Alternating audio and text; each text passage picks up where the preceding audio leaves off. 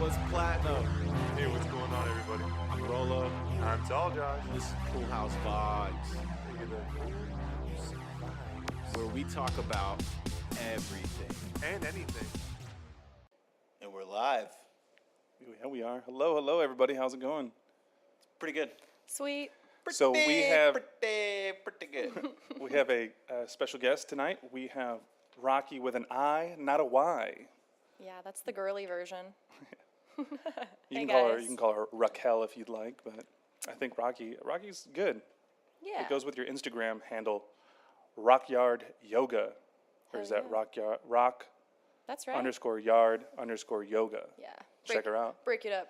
Yeah, I got to break it up Yeah. somehow. So within that, I saw this picture, this last one that you posted, and it had me dumbfounded. I was like, first of all, how in the hell do you do that? It's phenomenal. Thank you. Yeah. Well, you kind of have to check the station to make sure that like it's actually stable enough, and then you just kind of jump up, and that was actually, I started on a rock on the side, which is kind of fitting, I guess. And You started on yourself? Yeah, right. And so I was doing a few things, but the rock was so uneven that I like turned around and was like, let's go to the fence. So the photographer and I, shout out to Berlinda, she's fucking rad, man. Yeah, we just jumped over to the fence, and I started, just playing around on it. And obviously, you're going into cacti if you fall. So it's really fun. It's cool. But all of that gymnastics background that I have is, it's basically it's just repetition, muscle memory. So. How long have you been doing gymnastics? I started gymnastics when I was 8 and a half to the month.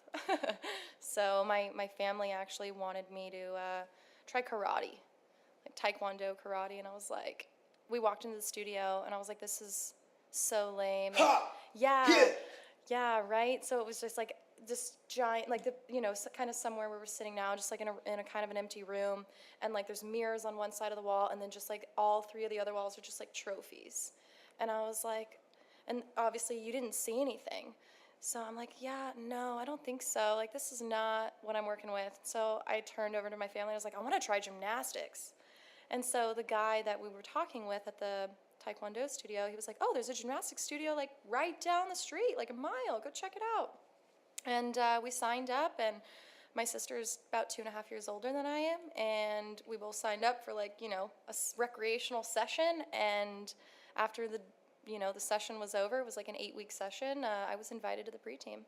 So from then I just spent 6 months on pre-team, and then I started competing, and ended up ranking myself 9th in the state of California the very first year I like traveled and competed. It was fucking awesome. So did that like ranking so high and kind of like the happenstance on how you started, did that give you a little bit of a confidence boost to continue within the gymnastic field? Or? I just fell in love with it. It was something that, gymnastics is kind of a lifestyle, and you just kind of, you get lost in it. You there's so much going on, and there's so much stimulation that I was in my happy place.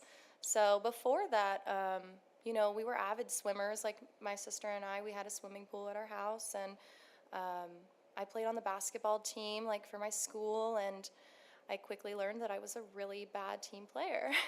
So I moved over into gymnastics, and, that individual sport was something where I was like, You're competing with yourself. I can do that. Yeah.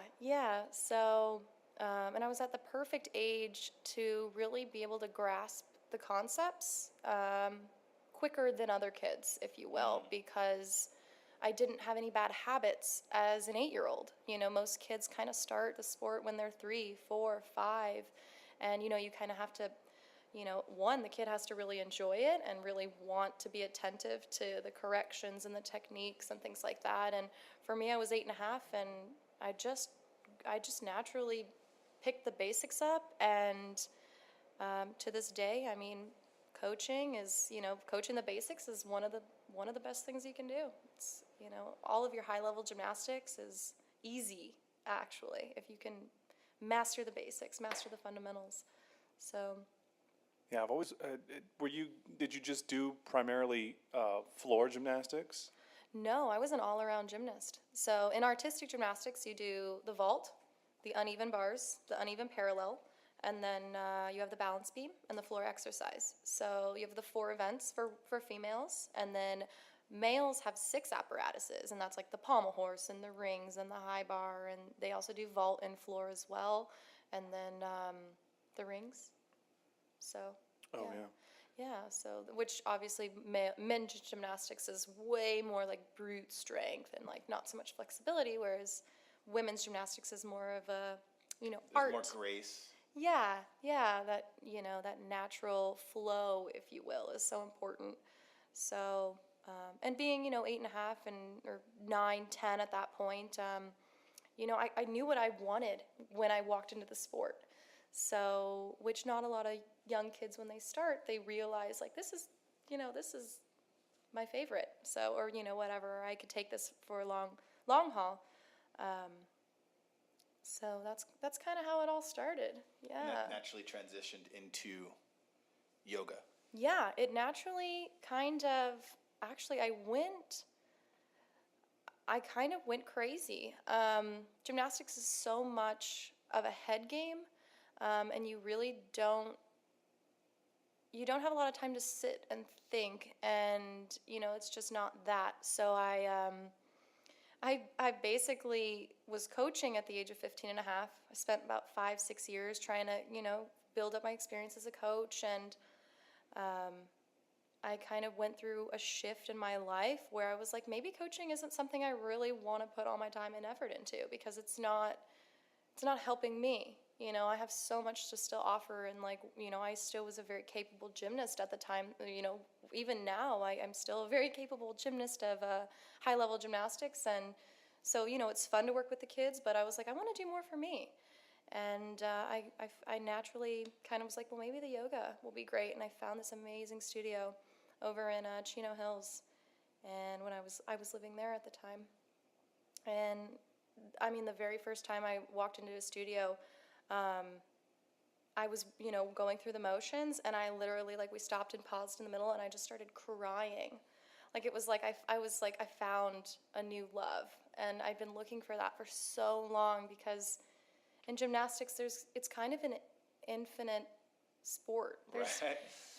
There are so many skills that you'll never learn them all, and so I kind of I was always looking for that. I was like, when am I going to find something where it's like, just give me more, more of it. And with yoga, I was like, wow, this is right up my alley. And all the, you can take the yoga wheel, for example, and even expand your practice through, the inanimate objects. And that's exactly what gymnastics is, you're putting whatever you learn on the floor onto the beam, and then whatever you're learning on the beam, you transfer it on the bar, and everything's passing through the handstand, and no matter what apparatus you're on, and I was like, this is badass. I'll take it. So, yeah, that's, I don't know. The gymnastics is I'm very thankful to have all of the background that I do have, because the yoga, my level of understanding for yoga itself, obviously it feeds right into it, but what was hard for me and was fun at that point, that challenge of yoga, was stop and just be with yourself. Right, and that's one of the things that I think transcends social barriers too, where you in my experience or my understanding of it, everyone can benefit of self-reflection and taking time to meditate, and the only field I feel that gives that a significant importance is yoga, because like you said, in gymnastics, you're not sitting there, thinking about and reflecting, for a long period of time, deep prana breathing or anything like that. But in yoga, that is definitely something that's in the forefront. Definitely, absolutely. And a lot of the time, what's interesting about my coaching of the fundamentals in gymnastics, that I actually do see naturally, I see a lot of in yoga, is when we work a lot of shapes. You work your shapes, and obviously when you're moving through your physics and inertia, you have to be strong enough to hold the shape. So when I coach gymnastics and, obviously like in yoga, you hold poses. And so naturally, without me even realizing it, a lot of my fundamentals, the kids are holding still positions. And that's actually what's kind of boring about it, but if you can get through that initial, like just being there for 30 seconds and holding the shape, it expands, your gymnastics or your yoga or whatever you're doing that much faster. Because then once you're moving, obviously, you're still strong enough Right. to hold the positions. So That's where self-discipline absolutely. comes into play. So much self-discipline, and that is kind of when you are able to self-reflect, but you are holding positions and still self-reflecting and things like that, but once everything's put together, you don't have time to think. So it's really interesting. The transition was really, I think about it now because we're talking about it obviously, and it's like it's just rad, honestly. I have no other words but than like I just want to be like fuck yeah because nobody puts any emphasis in gymnastics on the mentality. You do have it. I should say you do, but in a sense, again, we focus so much on like moving your body and coordination and repetition and da da da da da, where a lot of gymnastics is like 75% mental. You're not going to get up on a 4-inch balance beam 4 feet off the floor without like some like headstrong mentality. So that's kind of something I've always been really good at, and really being able to help other people. What's it going to take for you to go on your own? And that was kind of something as a kid my mom and I would talk about. I was really lucky to have coaches that didn't push me. I was able to push myself. Oh, cool. And so it was one of those things where I'd go home after having like maybe a tough practice and I'd be like, why do they want me to do this? Like when I don't want to do it. But I'm so capable of doing these things, but like why is that they're pushing me, holding me back? And so we'd have a lot of these conversations and like understanding personality types and, feeding into, what's going to work for you as opposed to, you. And so things like that, as a young kid, we talked about, which was cool because. Is there anything that you that don't necessarily like about it? Like where you feel like, oh, this is a little challenging to a point where you're not comfortable? Yeah, absolutely. If you're not doing the correct progressions, absolutely. If you're moving too fast, yeah, you hit a point where you're like, mental block, or we call it a balk. B-A-L-K, a balk, and that's so hard on your mentality. It's really hard. I actually stopped the sport of gymnastics for a while because I had a mental block, and I wasn't getting along with my coaches, and I spent about 2 years out of the sport because of it. And then I heard that the gym got a new owner, which meant new coaches, right? So I walked back in that Monday. And one of my friends that was a gymnast, we had met each other over here at the movie theater on like a Friday night. And that next Monday I walked into the gym. I was so motivated to get back. And then I took a tumbling class for like maybe a week or two just to see how it would go for me. And I immediately upgraded my skill. It was one of those things where like I missed it that much and like my muscle memory Kicked in? Yeah, it just, and then of course, you're pulling new things with old things and it just brought the love back. So I ended up getting back on the bar next, which was where I had that mental block. And I was like, I got to conquer this. And so I spent a good, 3-4 weeks picking up basically what we call a giant, which is like a 360 rotation around the bar. And I just had a mental block with like the shifting of your hands. And so, but I was just like, that's the silliest thing I've ever heard, and with 2 years being out of the sport. And I was always kind of one of those kids where I'm such a visual learner. Like I'd watch people do that and I'd be like, I'll do that. Like I can do that. If you're doing it, I'm going to do it. So I always had that kind of mentality. Yeah. It's interesting because having kids, you can kind of really see. I mean, well, at least speaking for myself, and I'm sure you, Josh, as well. There's an interesting thing that happens where you can almost visually see a human's mental blocks, and how mental blocks are kind of the thing that it's the root cause of us not necessarily being able to accomplish our goals. Most of the time is a mental or an emotional block to whatever it is that we're trying to accomplish. And would you feel that yoga is a better way to help an individual work through those mental blocks, or gymnastics? That's a great question. I would say everybody's different, of course. But I'd say yoga definitely has a broader perspective on how to get someone out of a funk or out of that fearful factor. And, just kind of, through meditation and through movement, you understand within yourself, like where your fear comes from, or where your struggles are, or where your challenges are. And sitting with that for the time, and being quiet, being still, that yoga does allow you to do. You get to pick into like your heart and your soul and things like that, where you're like, wow, this is hindering me of being, a better person than what I'm actually doing in my, in my reality. Yeah, gymnastics. Gymnastics is, it's for the younger generation.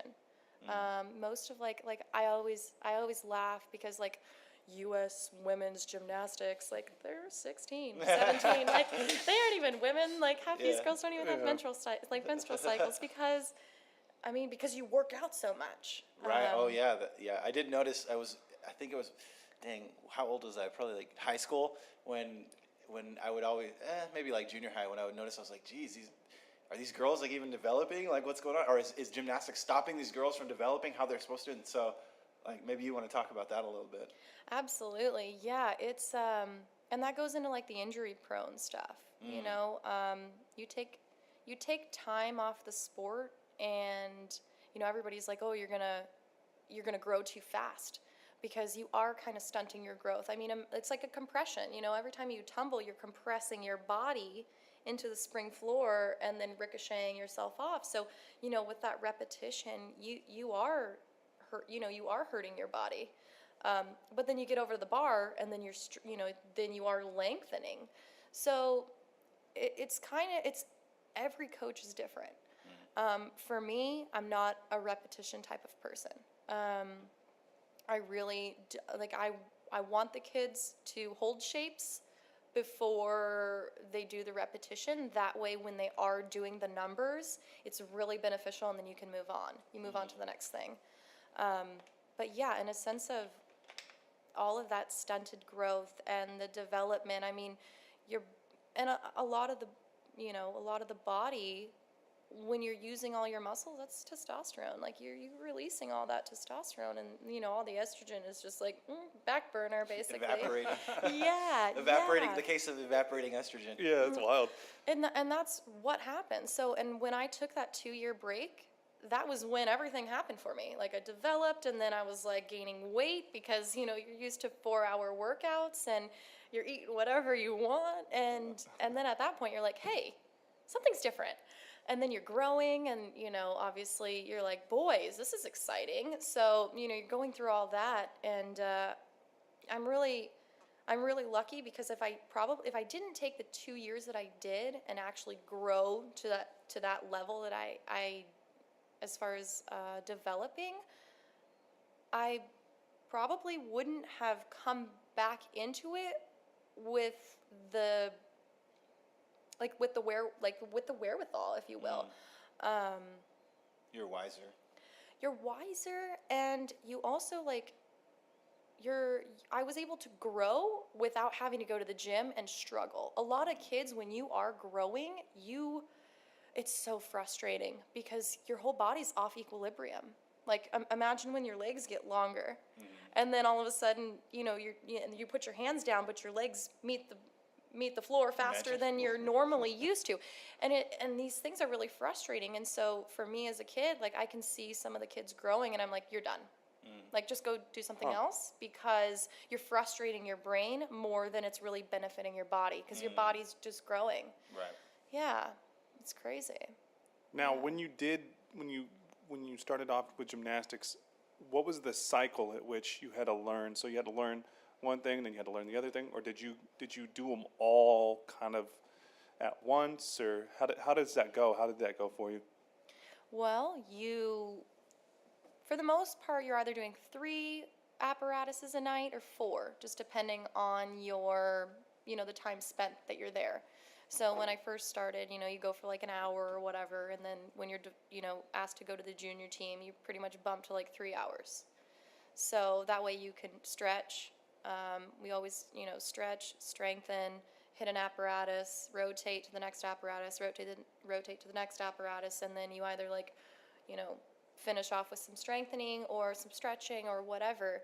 So you're pretty much learning all of the apparatuses at once. And then, what makes gymnastics difficult is like, okay, so you have this skill and now you have this skill. Put the two together, combine them. And that's how you get a routine. So you work pieces, always pieces. And then once you get all your pieces, then you start putting your pieces together. But it's so cool because like I was talking about with the shapes and the fundamentals, once you actually have that concept of really nice, strong basics, high-level gymnastics just happens. Like you turn around tomorrow and like you're going from like just a regular, like a circling motion on the bar to a circling motion that goes right up to the handstand, which Wow. is, it's overnight. It is overnight. And that's what's cool about it. It's like if you can just get through that fundamental kind of being boring and slow when, the worst apparatus is the balance beam. I remember on junior team and like right when I was beginning where I was like, oh, like, my coach would be like, you guys start on beam first. And I'd always be like, ugh. The horror. But what was amazing is I remember the day that once everything started clicking on the beam and she was like, you guys are on bars first. I'm like, wait, I want to go to beam. So I vividly remember that switch in my brain where I was like, because I am capable of finally doing the beam, now it's fun, but you have to spend all that time just walking the beam, turning on your feet on the beam, just jumping, basic jumps, and finding your feel for it all, because it's all a feel and a rhythm. It's this motion, like on the bar, if you lose your rhythm, you're done. Like you're better off just stop, get down, try it again. Yeah. So, and with the yoga, it's kind of the same thing. We go through flows. And in my opinion, I love the vinyasa because it's just, it's broad. It allows you to be free with it and flow with it. And every vinyasa class is different. You're not going to walk in knowing what you're doing that day. Whereas a Bikram yoga is very much a disciplined, you do your poses in that specific order. And it's hot, right? And it's hot, yeah. There is that. And it's just so much more disciplined, whereas, more of like just a power flow or whatever, or, the vinyasa, it's so much more organic in my opinion. And that's what I appreciate with the yoga, just because in my days of gymnastics, we'd walk in and be like, what are you going to do today? What are we doing today? And that's a lot of the reason I think the kids, like I work well with the kids because, I tell them like, we're not doing that again. And you're like, oh, are we gonna do that today? And I'm like, no. Something else. Yeah, we're gonna do something else. Exactly. And like, but Progress. Exactly. And keeping those kids excited to like go back to what they were wanting to do earlier. Now you said you're working with kids. We're not dealing with gymnastics, so we're talking about yoga. Is this correct? No. No, gymnastics. Yeah. Gymnastics. Gymnastics. Oh, have you thought about working with kids with yoga? Yeah, absolutely. I'm kind of right now still figuring out where I want to get my certification for yoga, and my passion actually is putting yoga on the water and like doing like sup yoga, like the paddleboard, the stand-up paddleboards. Yoga on the water is amazing. It literally, I mean, it's so humbling because obviously with my background, I was like, oh, I can do this, I can do that, and this and that, and this and that. Wait, you said with paddleboards, just allow me to kind of visually, and the listeners to kind of visually get a grasp. Yoga on the water, as in on a platform that's moving through the wave with the waves, and you're on the platform above the water, or are you using the resistance of motion on the waves to supplement your poses, or kind of how? I was thinking in the water, but like she's so talking about on top of the water. on top of the water. Okay, talk to me Yeah. a little bit more about that, because that's a new concept that I've never even heard of before. Oh, absolutely. It's so amazing because it's like you're working with your environment again. So there are open water yoga classes, and then where you just kind of float around and you're gonna do your thing. Or Right. there's like harbor. You can go into like the harbor or whatever, and like you just kind of dock your paddleboard up like with a like with a leash, and then from there you're just floating, and then obviously you got to stay in the middle of the board so that you don't fall, and then obviously there's always this challenge like don't fall, don't fall, don't fall. So then it even requires more brain power, Right, centrifugal balance and the like circadian rhythms come into play. That's interesting. It's so cool. The very first time I got onto like the stand-up paddleboard, and I've stand-up paddleboarded before, so I had experience doing that. And I wakeboard, I snowboard, I water ski. It's not really my favorite, but I do water ski, and so I'm very familiar with that type of movement. I didn't really surf a lot because I grew up in LA, and the waves aren't really consistent, nor is the water all that clean. But my grandfather on my mom's side surfed every day of his life. My dad surfed every day of his life, so it was kind of naturally in my blood. So when I got up on the stand-up paddleboard, though, I couldn't even like do a basic like warrior one. And I you start on your knee, like you start with like 1 foot like in a lunge position, but like with your back knee on the board to make it a little easier. And then if you want, you can pick your toe up and pick your knee up, and I couldn't do it. I was like, oh my God, my mind was blown. I was like, this is one of the most basic poses in yoga. You're trying to just stand up like on the board as the water's shifting. And you're sitting there laughing at yourself because you're like, how is this so different? But it really is. So working with kids, though, I think yoga is something that is slow. It's slow to come to fruition, whereas gymnastics is like boom, boom, Fast. boom, Fast. boom. Yeah, Yeah. so there's so much stimulation. It's kind of easier to distract the kids for 50 minutes with gymnastics than it is to kind of get into this slow motion philosophy of yoga with kids. Yeah, I think yoga is more for adults. Yeah, yoga is definitely more for that self-growth. You really are like looking to like find your inner, mind, body, soul. I read somewhere that like if we were to teach every 8-year-old true meditation, we would like lower world violence or violence in the world by a significant amount.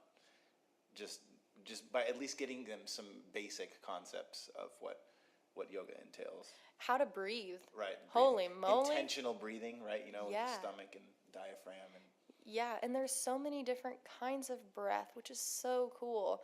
Like for example, like you can pull your tongue like backwards like a wave and breathe in through your mouth, and that has a cooling effect actually. And then you breathe out of your nose. Wait, let's try that. Yeah, let's try that. So I know it's funny. So you like bring your tongue, like almost like you taco your tongue, exactly. Oh yeah, I can feel. It's so hard to do though. And breathe out that same way. And then breathe out of your nose. So. Oh yeah. Yeah. And then there's Sounds like you're having trouble breathing over there. well, Well, Yeah, you can't have boogers. yeah, right. No sinuses. And then there's another form of like really awesome breathing that I like, and it's the 4-7-8. So you breathe in for 4, you hold for 7, and then you breathe out for 8. And you're supposed to do that in a sequence of 4. So either 4, 8, 12, 16, and so forth. And that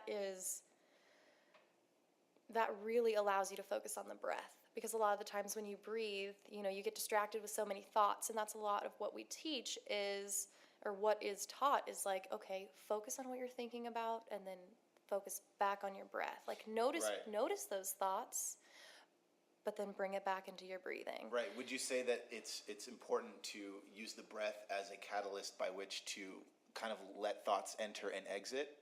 Absolutely. That is like, you hit the nail on the head. Yeah. Take it in and then let it out. Leave it. Move on. Move forward. That let go. A lot of people just, we want to talk, but we don't know how to talk. Or what we should have said, or what we... Yeah, this would have been so much better had I been thinking about it, had I had the time. Like, now I know what I would have said. And it gives you that opportunity to just be like, whatever you said at the time is whatever you said at the time, and got to move on. You have to just move forward. That reminds me of the episode with Seinfeld, George Costanza, where the guy says something to him, and then he said, I don't know, I can't remember if he like doesn't say something, like he gets so frustrated with what the guy said, and then he thinks about what he wanted to say, and he goes and he has this meeting set up, like he purposely has another. He can say it? Yeah, just so he can come back and say, the jerk store called and they're all out of you. So that's funny that she said that. Did it not have the impact that he hoped it would have? And it didn't, no, because everybody was just kind of like, right. And he was just like, I got it out. So it's funny that, for the show, for comedic purposes, but. There's a greater lesson there, though. Like, don't force things. Yeah. Right. And with the breathing, That's what yoga kind of, in my understanding, helps promote is the even flow, like the letting, let go. Right. Yeah. Live and let go. And that brings it right back into like that present moment. Just being here and setting intention to be present and allow yourself to notice how you feel during every single second. Right, yeah, and staying fully present and aware in each moment. That's one of the keys. And what I noticed is that's helped me in lucid dreaming because, looking at your hands, flipping lights on when you're dreaming. If the lights don't necessarily respond or your hands don't look like they traditionally do, then you're able to kind of expand beyond the dream and you can start noticing textures. But then you can do that in your waking life too. And you start noticing everything, every little texture of every detail, and the only thing that kind of, I think, taught me that was studying yoga a little bit. Like, I think that was one of the key takeaways. Like textures and feels and and that depth perception of things and how does it make you feel? And all of what we're talking about is such an art. It's still this body art, and that's a lot of why I started my Instagram account, my social media, and where I want it to go is just to let it out as an art. You put so much time and effort into like doing it this way or doing it that way, and it's like, nah, just it doesn't really matter. Like whatever. Black and white photo or this photo or that photo doesn't look good next to this one. It's like, it doesn't matter. Carving a specific aesthetic. Yeah, like, that kind of stuff. Like it doesn't, like that's, and that's what's fun about my page, I think, is, I like showing, just different colors, different, schemes and things like that. Like some photos are enhanced. Some photos are just no filter. Some photos are black and white. Some are video, and I like giving that kind of array of like that rawness. Most of my photos actually are not touched, not retouched, not anything, because that's what makes it real, in my opinion. So, yeah, so When it's it comes, been fun. sorry, No, when it go comes on. to your pictures and taking them, do you have somebody that constantly that goes with you and takes them, or sometimes it's just you by yourself, or? Mostly it's me. When they're like, for example, you can pretty much tell. I'll tag if someone's taken the photo of me, I'll tag them. So you can go in and see who's tagged or whatever. I'll always give credit to those people because normally we just collab. You know, it's just fun collaborations that we have. So most of the photos that are taken from others are, you know, that's their art. So even though I'm, you know, the person behind the photo, you know, it's still, they still have the rights to their photos. So, and we just work together. I always got a kick out of that because I've worked with a lot of photographers, you know, over the years, and I always, you know, I'm going to say a little bit of my ego gets involved, where it's like, well, I'm in the photo, so I have just as much right of the photo as you do. You took the photo, but I'm in it. You took it of me. The photo would be nothing without the subject. So I'm going, you know, like, and it's like the dealing with the photo cred and all that stuff. But I think it's important to give credit where credit is due. But I also feel that, you know, you power the photo by being the subject within the photo. And I can see both sides. Right.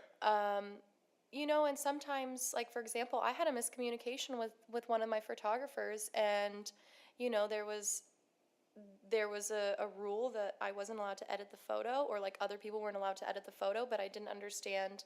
Like he said, for example, you know, when I give you the photos, nobody else can edit them. And I was like, well, of course not. But then I ended up like posting the photo and like barely just changing the coloring a little. I just wanted, it was just a little dark in my opinion. I just wanted to lighten it up. And, you know, then he contacted me and was like, did you retouch the photo? And I was like, oh, That's what you meant? okay. Yeah, and I was like, oops, like, sorry about that. So, you know, that happens absolutely. And you know, then you're kicking yourself in the foot for it, you know, like, you're like, oh, and then you're like, okay, I gotta take that off because obviously, and then, you know, other people have seen it, and then you want to like repost the regular, and you're like, this is just silly. So, you know, sometimes, you know, you just have to express patience and, you know, express that compassion with other people. And a lot of the times when you do the collaborations, you don't really talk about the, you know, I own the photo or you own the photo. You know, it's usually just like it's an organic thing. I mean, for me personally, I don't really go out of my way to be like, so, are you going to give me the photos? Yeah. But some people, like, for example, they'll That's just... me. I'll do that all day. Can Hurry up with those photos, though. Can I have those? Yeah, and you know, I do contact people, and I'm like, hey, like, can you, you know, maybe edit this one for me or whatnot, and so that's kind of hard because then you are waiting for photos. So sometimes what I personally like is after the photo shoot's done, just throw your memory card into my computer, and I'll take the raw. I'll take the raw photos, and like you know, most of the photos I have are just the raw photos. And then if they want to go out and, you know, pick a few or whatever and touch them up themselves and send them off, that's great. That's cool. You know, and that's Nice to meet people that are willing to do that. And it really is. Now, speaking of photos and Instagram, do you ever feel like intimidated by people that were maybe farther along the path that you maybe wish for yourself, or do you feel that that's like it's kind of like you are on your own path regardless of anybody else that is doing whatever it is that you're involved? Because there are a lot of people that, you know, engage in yoga and share the photos of themselves doing amazing, unique poses and that sort of thing. Yeah, a little bit of both. You know, we all learn from our peers. So, you know, some of the more successful accounts, I'll focus on patterns and things like that, what works well, what gets attention, what doesn't, and then from there I'll just kind of, you know, figure it out on my own. You know, maybe ask a question here or there with some of the people that, like, for example, I have a good friend who's a social media manager, and so, you know, it's important to like post at the right time, and you know, it's important to you know, shout outs and things like that. Give credit where credit is due, of course. So for me though, it's all just, you know, it's all fun. Like I used to put when I first like found yoga, I was like, okay, this is what I want to do, and I want to create my account and kind of get it going. And so I was pushing a while, like I'd, shoot out hashtags and things like that, and throw locations in to get a little bit more feedback. But now it's kind of whatever works. And it's like for example, I wasn't even gonna post the photo with the fence because I didn't really like I didn't like what I was wearing. Like to be honest, and Right, people were like, that was my favorite photo of the 3 you just showed me. So I was like, okay. So and then it gets the type of feedback it did.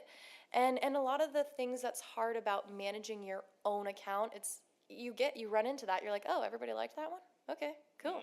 Like I didn't really like that one, but Right. You never know what people are gonna like. Exactly. So you'd feel that you'd take more of the modeling success approach as opposed to like seeing people that are like, wow, this is amazing, but I wish I could do it, or I wish I had something like that. And you're not necessarily jealous of people that are farther along your path than you at all. That's pretty cool. Jealousy just is a form of your own insecurities, I feel. So I really, really, really try my best to take that, like if I'm like, damn, that was a good photo, like I could do the same thing. I take that and I think about that as like, how does that affect me, kind of having like more of a negative thought toward that other person when they're doing better than I am. Right. So, that just kind of shows my type of personality, and I'm a very, very competitive person. Obviously, I was ranked 8th and 9th in the state of California for the 2 years of the 3 years I competed, and the second year, right in the middle. So of the 3 years, I was ranked 9th. Then the second year, I broke my arm at the very last very last apparatus. So I wasn't able to place as an all-around gymnast that year. And then the next year, after surgery and everything, I broke it twice in surgery, and it was just kind of a hassle.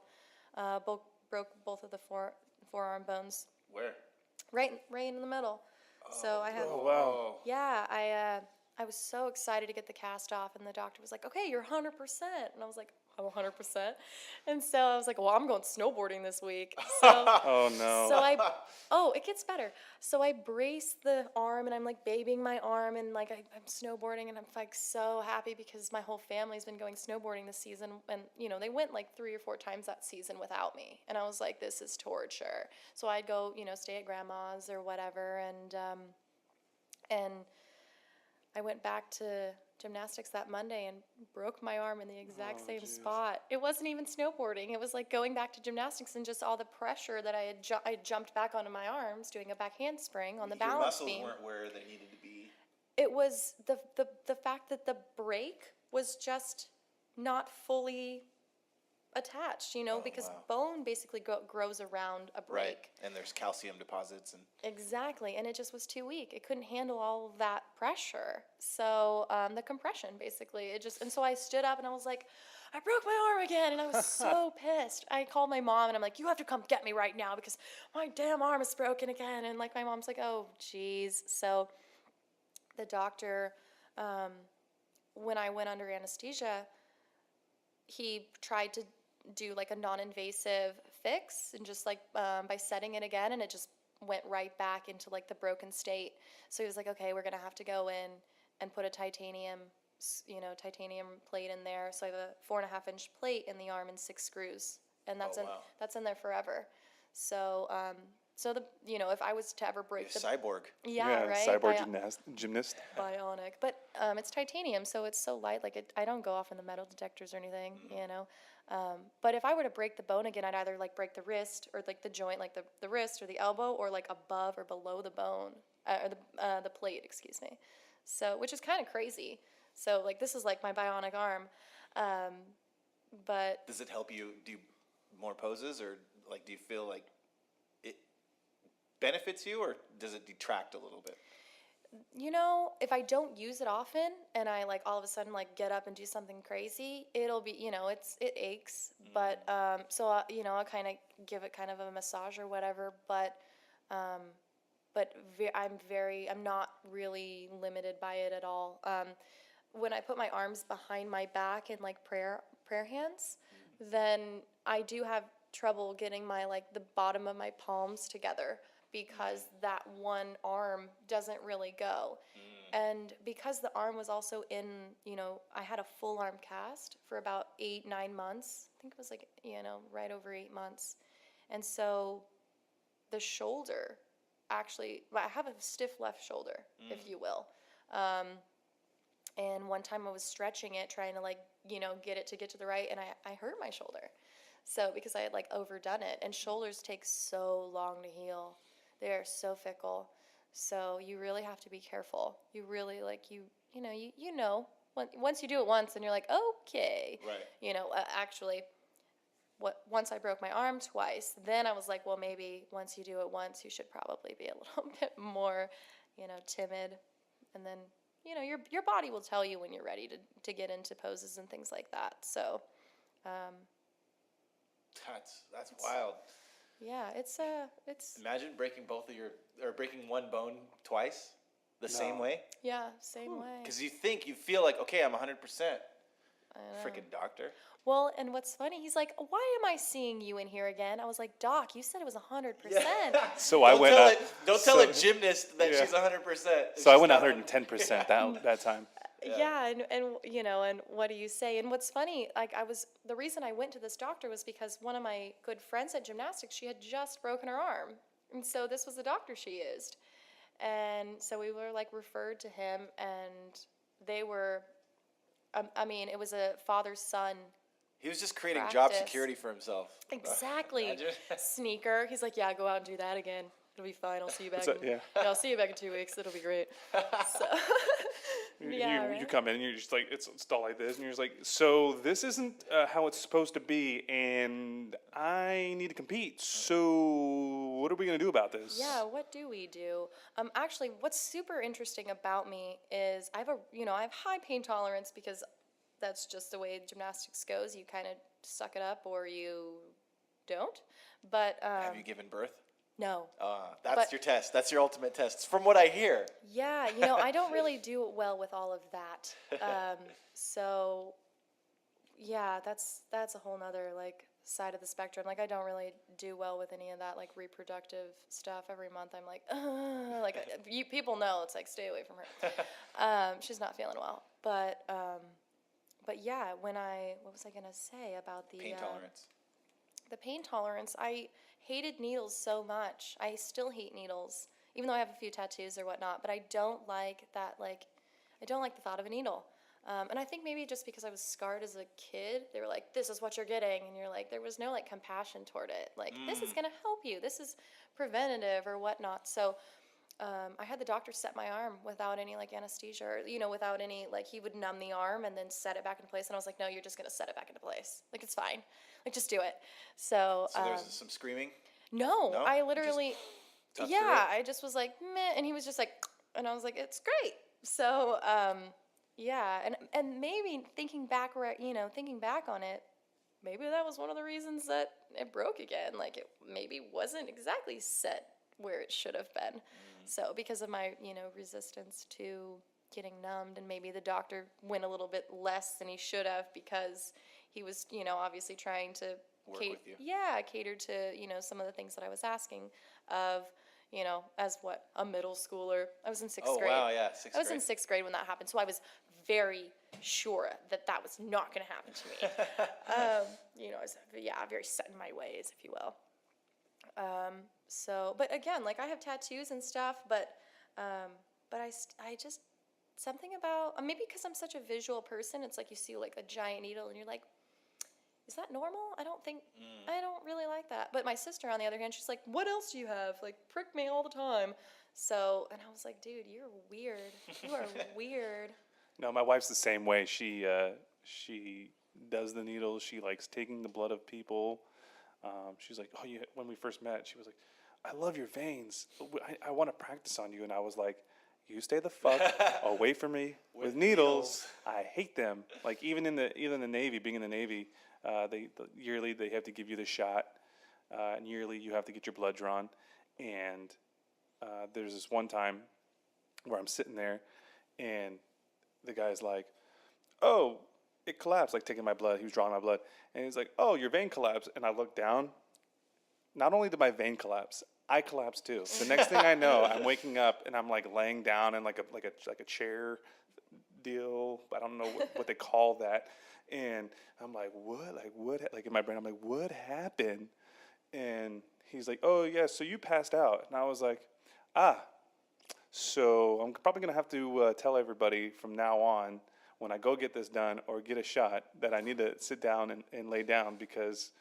So from then on, I've done that where I'm like, yeah, so I need to sit down, and they're like, no, like I'm real good, like don't worry about it, you'll be all right. It's me. Yeah, it's like I just sure, okay, like I'm gonna pass out most likely. So yeah. I actually read something earlier this week that said if you lay down when you're like getting your blood drawn, it's better for people with anxiety and that kind of thing, like with your your nervous system, so you don't freak out as bad. Because I think obviously, the blood will flow better on a horizontal level than it does when you're sitting in a chair upright in a more vertical level. So, and I've actually never had my blood drawn. I don't even know what my blood type is. Really? Which is crazy. I know. And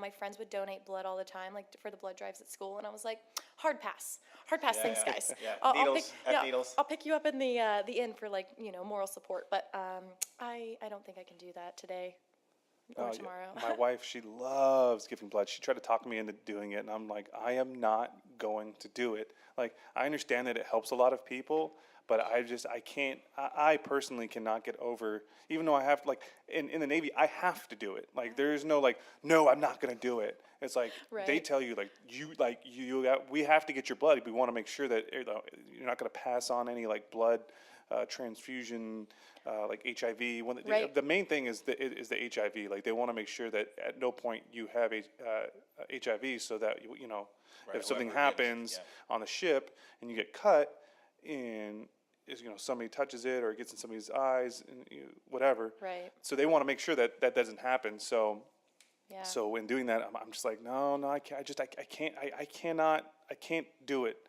for that long. Like for the taking the drawing of the blood in the Navy, it's not very long. It's maybe like a minute, maybe. But I think for like a blood drive, it's it's probably like 5 minutes, maybe. I don't know the exact amount of time, but I know it's longer than I probably like can stand because you have to like sit there and you have to grip the ball and I've seen people like Instagram themselves like doing them like, hey, I'm saving lives today, and I'm like, my gosh. I'm about to go throw up right now. Yeah, bless your heart. I gotta move on. Yeah. There's a thing about like young blood being given to like older people that pay a lot for it too, which is really interesting. Yeah, like. Well, the platelets, I'm sure. Right. Yeah, I could definitely see that. All the platelets are so fresh. I mean, think about like a baby's skin compared to like an older person's skin. And they're trying to like build up the telomeres in their body just to stop them from aging and. Oh yeah, okay, totally. I see that too. Yeah, right. It was funny. I was going to ask you for this next section, kind of like wrapping things up a little bit.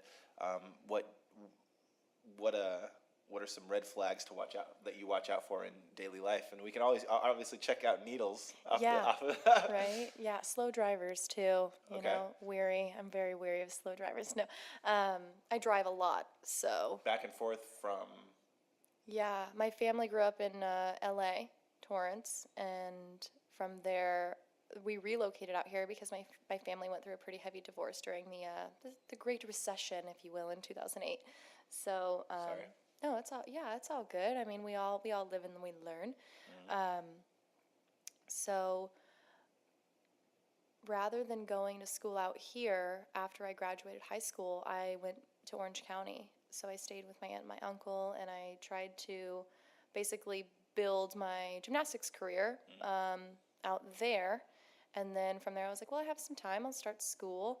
So I did all that, but yeah, I constantly between Orange County and then coming back here to the desert, and then we also have like a river house over at the Colorado River, so we're there, and then we go back to LA and see some friends, and obviously it's fun to be in downtown and to go go to some of the bars out there, just because I mean the desert is so small that you can't not go anywhere and like see somebody. Yeah. So I kind of like being all over the place because I'm like, oh, I'm not gonna see anybody that I know, which I think for me, that's kind of something in my personality as I've gotten a little older that I like that. I like meeting new people and conversing with new people and, talking on an intellectual level about, this, that, and the other. It's it allows you to kind of expand who you are and your understanding of yourself rather than just like hanging out with the same group. Right. So in high school, I did that a lot. I kind of group hopped a lot, and some people were like, what? I don't really want to talk to you because you're now talking to other people. And I'm like, okay. So I kind of went through some of that, in that phase of my life, a lot of hardships in that way where I was like, well, what's the issue? But like, I didn't grow up like that in LA. You were able to go here and go there and you were accepted, whereas out here it was a lot more cliquey. So needles, slow drivers, and anti-group hoppers. Yeah, an anti-group. Yeah, right? Like, let me be with other people. Like, don't hoard our friendship here. But let's see, what else? As far as, I'm a very holistic person. So I really try to stay away from westernized medicine as much as I can. Right. I think that there's a lot of, like, blockage within that, and so more of like a Chinese medicine and natural, Like the pharmacological mafia. yeah, exactly, corporations and pharmaceuticals and all that stuff, it It's all interesting you feeds. see doctors, right, that's part of their tests in order to get their degrees are sponsored a lot of times by some of those tests are sponsored directly by pharmaceutical companies. Absolutely. And just knowing that is a little unsettling. It is, excuse me, it really is. I thought about going into like physical therapy when sophomore, junior year, and I realized that to pretty much do all the schooling you needed for physical therapy, you might as well just be a doctor. Right. It was Wow. like very similar, like you only had like 2 extra years. And I was like, well, that's kind of silly. And then because you cap out as a PT, Right. with like your pay, whereas like doctors, it's obviously very different. You can get into sports So. medicine and Right. So from there, I was like, okay, like I'm just chilling, and by the time my parents divorced, we had a roommate that my mom was like friends with since middle school, and she's the reason that I like eat the way I do. I'm super into essential oils at this point in my life, and it goes naturally with the yoga and the meditation and using herbs and spices and that kind of stuff is so, it's so much fun, in my opinion, to learn about that rather than to, like, take a Vicodin and, like, numb all your pain away. It was really different. Like, you can use clove. Like, clove has numbing properties and things like that where, just learning about that, you're like, oh, okay, so I don't have to put, like, pills in my body and make me constipated and, like, I mean, and that's really what's hard. Like, you can't digest, like, the numbers that they want you to take, like, your body has a really hard time digesting that kind of stuff. right. Even on the capsules, the capsules of the pills, some of them they're made out of material that your body has no ability to get rid of. They just sit in your body forever. Right. And then, and some of these people, like talking about like regular bowels and like things like that, like you're like, so how many times do you use the restroom a day? And people are like, once. And you're like, maybe once every other day. And you're like scratching your head like, oh my gosh, do I say something like that's, you probably should be moving more to kind of help your body flow a little bit better and things like that. So, just with like eating well and with all the natural exercise, like you can't do gymnastics when you like need to relieve yourself, like Right. you can't. So, at a young age, like I learned, you learn that kind of stuff. Like Yeah, that onesie's probably going to be like really hard to. A number twosie. Exactly. You develop like this understanding, like I probably should use the restroom before I start tumbling. Otherwise, I'm going to be using the restroom while I tumble. So, yeah, which is so, it's funny because people have a hard time talking about it, but I'm like, okay, guys, we're tumbling now, so go use the restroom. Like, and then they're like, what? But then as they get older, they're like, can I use the restroom? Like, Restroom. you don't even have to tell me. Just peace out, you know.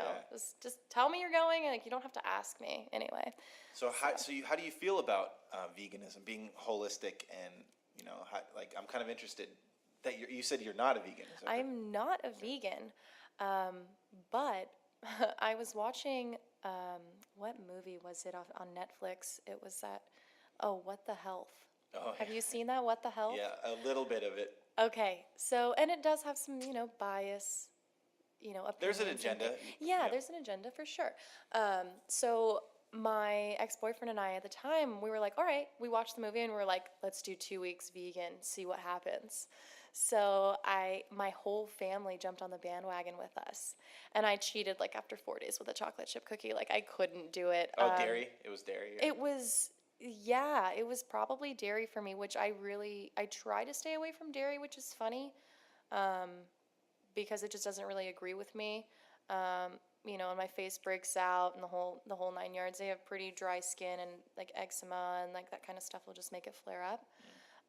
But yeah, veganism, I would basically be eating more than, I would be eating so many hours in the day. I felt like it was just constantly like, I'm hungry. I'm hungry now. I'm hungry now. So personally it didn't work for me. And I truly believe that like your blood has a lot to do with like what you can inhale and how your body reacts to it. So my grandmother and my sister were actually the two people that like have stuck with it, and they did it for like a year and a half. And my sister finally is like back onto eating kind of this and that and the other. And same with my grandmother. I think that it worked really well for her and her blood type. She's type O, which is like the universal blood. So let's see. She started, and she has Hashimoto's, so like a thyroid thing. And the last time she got her blood work done because of all the veganism, they were like, "You don't have any sign of that. The Hashimoto's is gone." That's awesome. Like she was like, "Well, what about my Hashimoto's?" And like they're like, "It's not showing up on your chart, babe." Like, and she was like, "You have got to be kidding me." Yeah. So for some people it works, but for me, I don't want to be eating 7-8 meals a day and just constantly like eating snacks. Like I felt like I was just eating more snacks than real like substance food. So yeah, I personally eat, chicken, fish, grass-fed. I'm definitely still very like organic chicken, grass-fed beef, uncured pork and things like that. So, and obviously when you eat out, it's harder to be strict. Yeah, that's the thing. I feel like, and I say this, I always tell my wife this, I'm like, we need a vegan fast food joint now, because I feel like it would pop off so fast. Yeah. So quick. Like super healthy fast food 24-hour joint would just take off. At least from what I see. Like I the believe see a it. need, fill a need philosophy in a way, because Yeah. I don't know how long I've been vegan, like 5-6 years now already. And according to how I was taught, growing up, it's like, oh, you'll die if you don't eat meat. And I'm still alive, like fully, and so, and like blood work is perfect. So my whole concept to anybody that says, like, don't do it, or what are you doing? It's like, I'm okay. Everything's good, so, but you're right about being hungry a lot, but the way my wife cooks, like, there's such intense substance per meal that it's like, I guess I'm one of the fortunate vegans that has somebody that really makes a lot of really good food for me. But I can see what you're talking about. If it was like a solo journey, and I was the only one kind of taking care of me, there'd be a lot of snacking, and there might even be some cheating. Yeah, and I feel like with the nationalities of different type of people, Hispanic being one of the better ones as far as food goes and preparation, because they they make so much food, because there's so many people in like one Hispanic family. The neighbor that I had, there was like, I guess 5-6 kids, and then the mom and dad, and then like an aunt and uncle, all in this like 4-bedroom house, right? Wow. And it was just like, you would always go over there and like, hey, do you want some food? And they were always making. So for you, I can see that because she probably makes so much. No, not it doesn't very work? like at the grocery store. It's very like specific to what's gonna make a really good meal. Right. Ah, I got you. Yeah, I was actually going to kind of cut you off and say the preparation for veganism is outstanding. You don't even realize how much prep time goes into making a true vegan meal. Right. And that really is another thing where if like It's overwhelming. It's It is- exhausting for her. It really is. Like my grandmother, you know, she loves to host parties and loves to do this and, you know, dinner parties and regular parties, just social gatherings and events. And, you know, she's always been the type that's like, come to my house, parties at my house, like come over. So naturally when she went vegan, she's like, you know, come over still, we're making vegan food. It's fine. Like just come over. But at the same time, she was like, oh my God, the preparation time is twice as long. Right. It really is. And, but she, like for Christmas this year or Thanksgiving, she made a vegan lasagna, and it was the first time she ever made the vegan lasagna, and we were scarfing that down so fast. It was delicious, and you know we were all kind of mind blown, like that it was that good, because obviously lasagna's cheese and you know wheat and There's almond cheese now. Okay, There's see, what cheese? Almond cheese. God, it's so hard, dude. It's bomb though. See, that's the It part. melts. That's the part of the dairy and cool. going the vegan that that's hard for me because I love sharp cheddar cheese. I would, as a child, I would sit there and eat like half the block of cheese, and I don't know why. I think I'm it's not because you're good. born in the year of the rat. Perhaps. No. But I don't know. It's just like I've told you before. Like I want to try it. I want to do it because over the course of the last 15, 16 years, my body is kind of, you know, it's starting to let me know that alcohol is like not a good thing for my body. Like, you know, everybody was just like, "Why do you smell so bad?" And then I was like, "I don't know. Maybe it's because of this, that, and the other." And like I never figured it out until I did active duty Navy, right? And so when you're gone for so long, okay, I did the 10 months, right? Okay. And you don't drink for 45 days, whatever, and then you go into port and you have an alcoholic beverage, and then blah blah blah blah blah, and then you come back and you smell, right? And then like you don't drink for another, and I was like, maybe it's alcohol. Like maybe like alcohol is like one of maybe a couple of things that make me smell so bad. But And the cheese. Yeah. It might also be the cheese. it might my be the friend. dairy. And so so when I have like ice cream and stuff like that, it's like the same thing. Like I can feel it in my gut, and I'm like oh. But it's so hard. Like, I don't know how I'm going to not eat cheese. And it's like the vegan cheese, I've had it before, and it doesn't taste good I think it's at all. spicing. I might as well not even eat it because it, like, when you put it on it, I'm just like, well. Well, and not only that, it smells gnarly. You're like, ooh, who opened the Dyra, right? Oh, my that gosh. stuff's a little weird. That stuff is You got to get the gnarly. good stuff. Yeah. There's some good stuff out there. Well, And that almond cheese sounds fantastic. I'm interested because I don't drink. And like I'll eat cheese, but I don't like drink milk, like almond milk, coconut milk, rice milk. Like I'm all Right. good on that stuff. But yeah, and even like mashed potatoes, like I don't use butter. Like I use fake butter. yeah, you know? there's a holistic doctor. I think it was on Instagram, and he was saying, you know, when you're drinking baby calf growth fluid, and it's just like that. He has a really good point. Like this is designed to make a baby cow as large as cowly, not humanly, as possible, essentially. You know, and we're just as a society just chugging down baby calf growth fluid, and there can't be anything good about that, in my opinion. Now, I wonder if that's why bodybuilders pay women Their breast for the milk? breast milk. Oh, yeah. You know what I'm saying? Absolutely, because it's got the exact amount of enzymes, protein, exactly what you would need to grow. It's a possibility. I had no idea that was a thing. Yeah. So didn't? no, you just like blew my mind right now. Yeah, it's like a thing. I asked my wife when she was doing it. I was like, "Do you want to try to sell some of your some of your boob milk online? Because you don't get you don't get a lot for it, but Well, that's crazy online. Ugh. yeah, but no, people do it. I swear, people do it. That's yeah. I definitely believe that. I can believe that, but I did not know that that was like such a hot commodity. Yeah, Honestly. it's what I'm like you were saying. I think it's just, Yeah. like, I think it has the same concept. So Yeah. Yeah. Well, now that's what. So let's derail a little bit. Sure. What are some of the things that you're excited about that you have coming up, project wise, or? Yeah, well, I actually I'm supposed to attend this podcast that I was really looking forward to, just because we were talking about all the things that I really like. So I've been really looking forward to this, and we did have a little postponement on it. So I was like, oh man, so I had even like another week to anticipate, which was super awesome.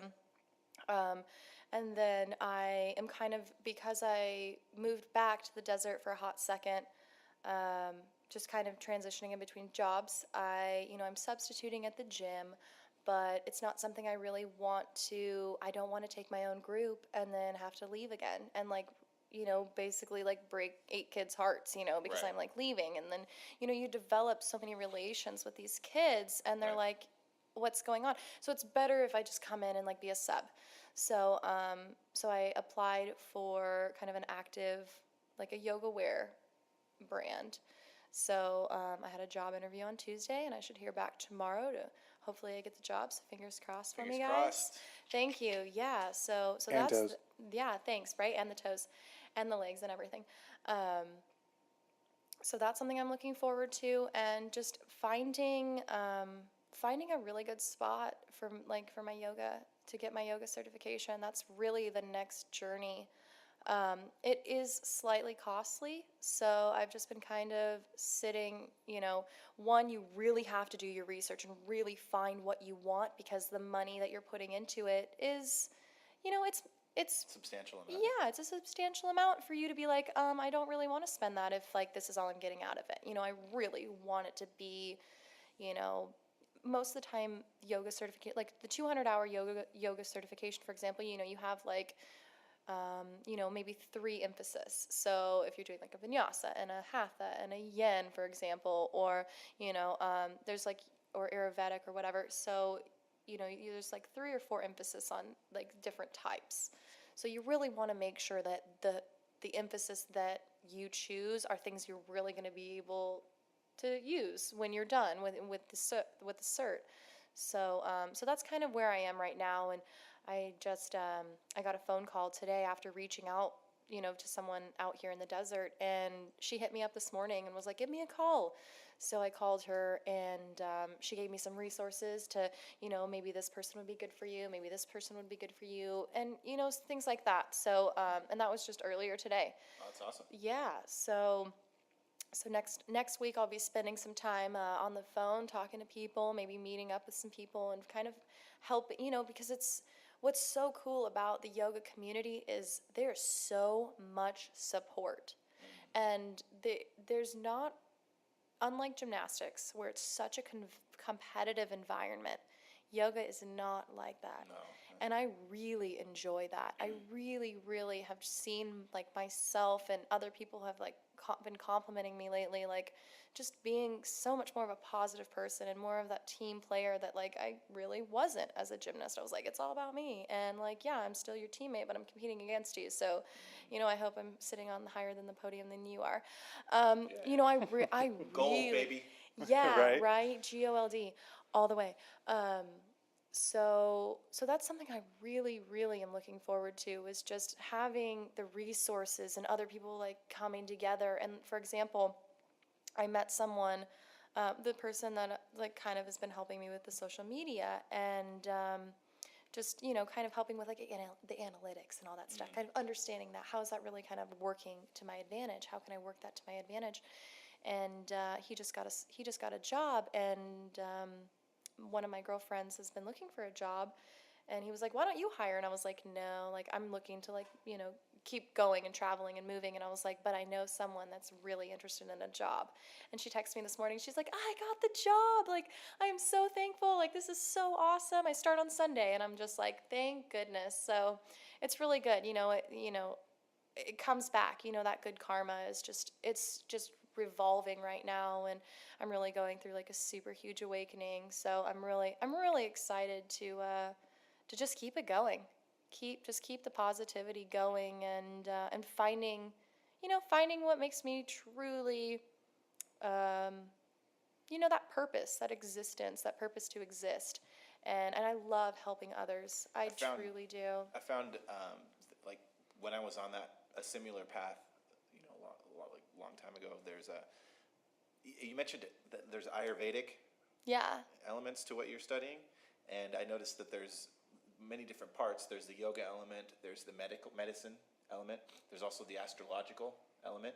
Have you looked into that a bit to kind of help you on your path relative to finding out what your kind of quote unquote soul purpose might be? Or I'm super into like the natal birth chart. I was actually like one of my girlfriends texted me today because I was like, I'd never screenshotted it, but we were looking into it, and so she sent me the link and was like, do it again.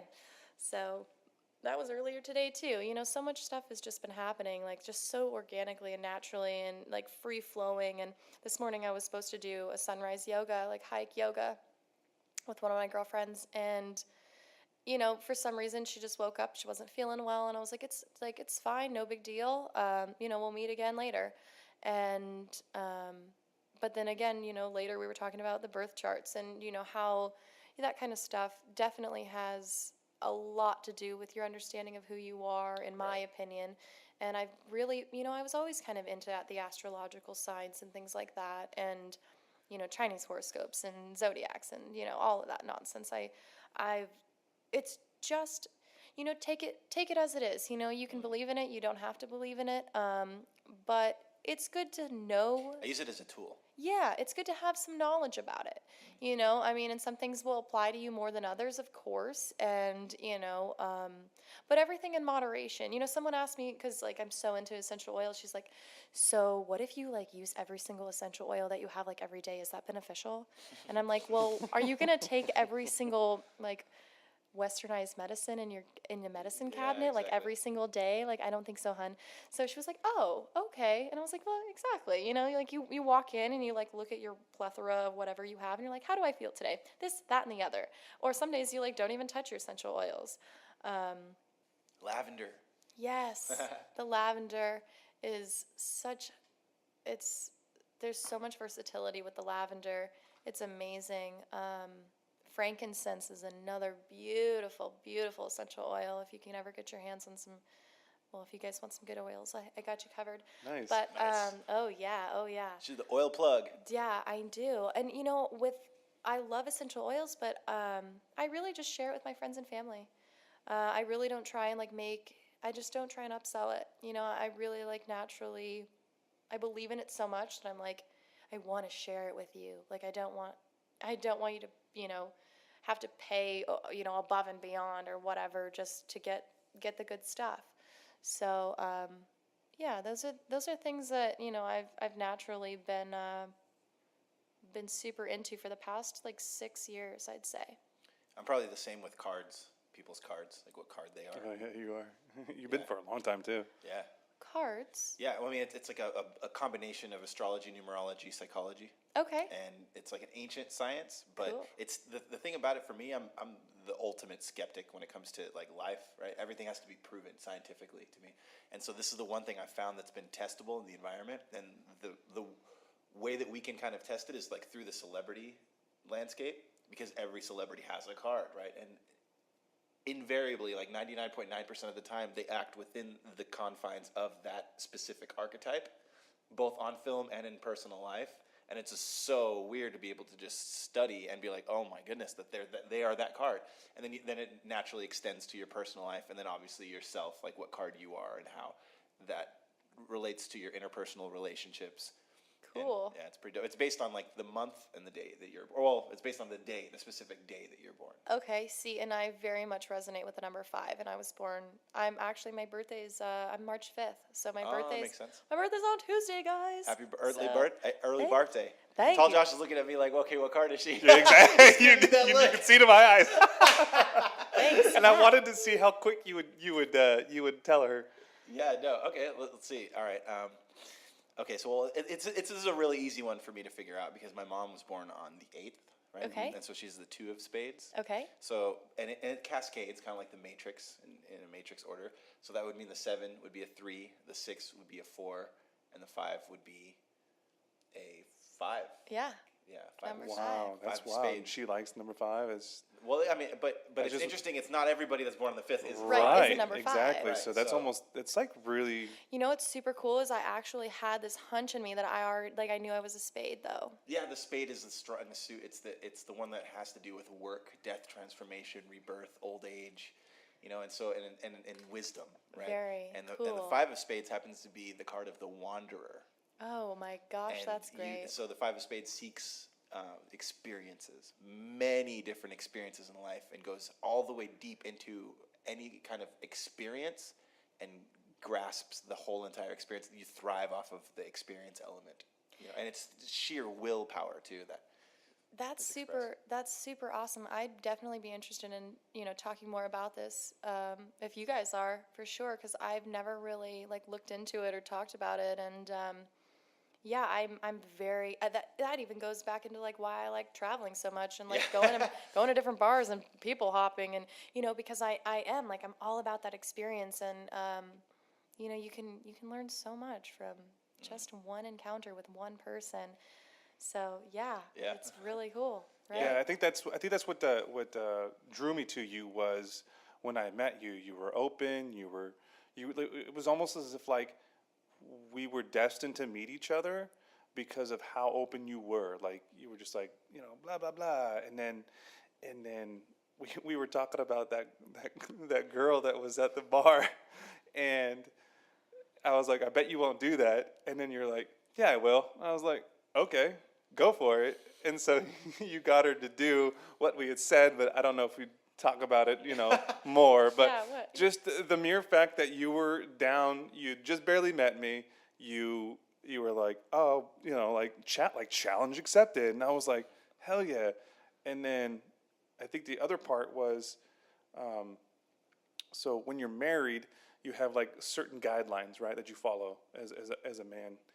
And you don't want to ask girls for their number and stuff like that, Right. because it's disrespectful. Right, But for me, it's just like I meet anybody, but particularly this situation here is that she's a female, she's a stranger, and we're starting this podcast, and I was like, there was just something about her, and I was just like, you're very interesting, you're intriguing, and I think not really knowing you all that much, if I brought you in and got to know you through this, it would not only help me learn how to communicate with somebody in an environment like this, but also we were starting this, and it was just like, but how do I,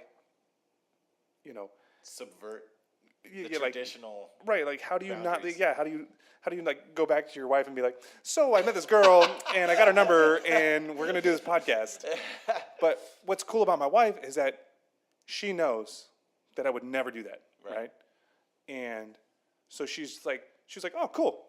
I Yeah, told her, like, that's you like awesome. gymnastics, you're yoga, Open-minded. and my wife, she loves yoga, and she's like, I want to come and Hell meet yeah. her too.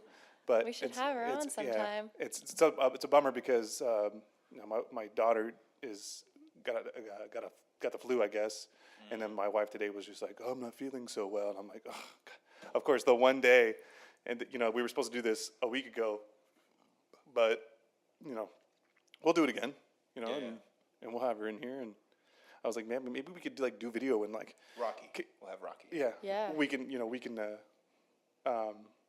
do video and like kind of like show people who don't really know yoga but want to get into it but are nervous and this, that, and the other, and we can like kind of like give like a little not seminar, but like a little like we all do it and do as well as do the podcast.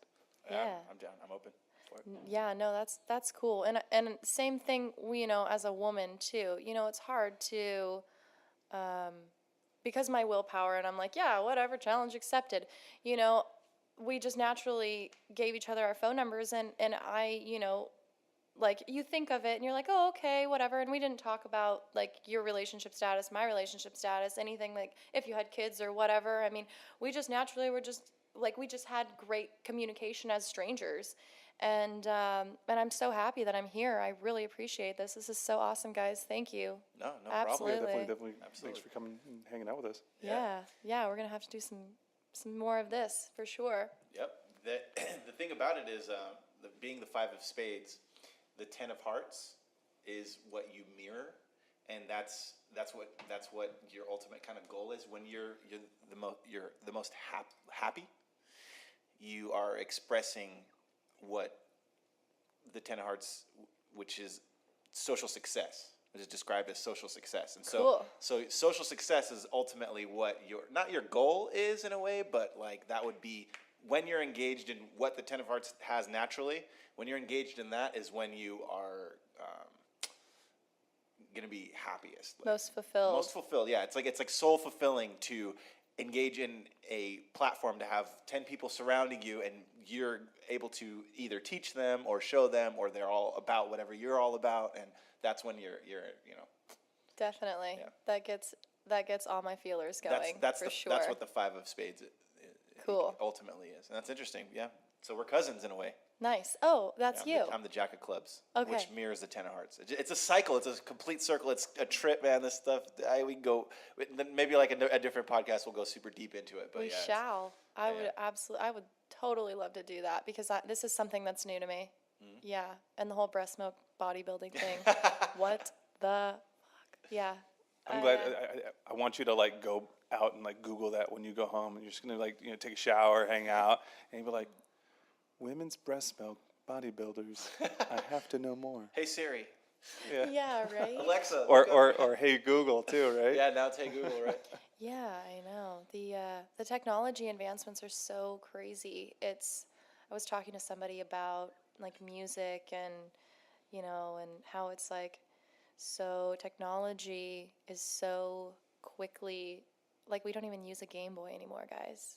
Like that, but that Actually, was like, yeah. No, but I have my kids on Game Boy. Right Okay. now. Game Boys, just to like give them a little bit of nostalgia and like connect. Like, oh, when I was little, I was on a Game Boy. yeah, Super Mario Bros. Yeah, exactly. Hey, Yeah. what is Mario Kart like without Super Mario Bros? Yeah. Yeah. Like there was, and like the strategy and all that, like I feel like so many strategy games now are just so about violence. And Yeah, there's that a brings lot. us back to like working with an 8-year-old kid on how to breathe properly, because I read something the other day and it was like, I actually said this earlier to Josh, was like, excitement or nervousness is basically like that, like hesitation to breathe correctly. So like excitement is like nervousness with the breath. Like if you can understand that, or if you can even like take that in and just like let that sink in for a second, it's like imagine how you feel like when you're nervous. You like your whole breathing is off, and you're up and you're down and you're all over the place. But imagine when you're excited. Like you're just naturally like breathing, steadily and on a super different level. And that's really what intrigues me, and I've never really been someone that's like super endurance based. And obviously with endurance, you need to be able to breathe well. You need to know when to, give yourself a hot second or whatever, and find a good pace, because you're going for a while. And that's not gymnastics at all. Gymnastics is, the longest routine we have is like 1 minute and 35 seconds, 2 minutes, and that's the floor. Everything else, it's like, the vault, you run, you hit the board, and like bing, doing, land. Like it's like, milliseconds, if you will. So that's always something that has kind of interested me as I'm interested in that as I've gotten older, because obviously with yoga, I would take 90-minute classes, and you can't give all your juice away in the first 15-20 minutes. Yeah, It doesn't yeah. work like that. I mean, Yeah, video games I think are like mental gymnastics too in a way, and it's up to us kind of as a society to create something that's actually stimulating for the mind, giving spatial awareness, giving all the different benefits that they provide, but without engaging in violence, and that's a challenge. So yeah, there's Yeah. And if we can Yeah. go back to the vault for a second here. Sure. The whole time we were talking about gymnastics, I was like, I wanted to ask you about the vault. Like, that's the one part of gymnastics where I watch it and you're just like, what was your first time like when they were like, oh, so we're going to learn how to do the vault now? Like, what was that like for you? Because, I mean, it seems like it's just so, it's fast, it's exciting. And then the other thing that I want to bring up is that girl that did it in the '96 Olympics, I think it was, and I don't know if she broke her yes, foot. and she still landed. Yeah, Yeah, Yeah, Carrie Strug. Carrie Strong. Carrie Strug, yeah. She, It was like, it was 1 foot, right? yeah, and then 1 she foot just, landing. It was like, ding. yeah. So, what was your first time like?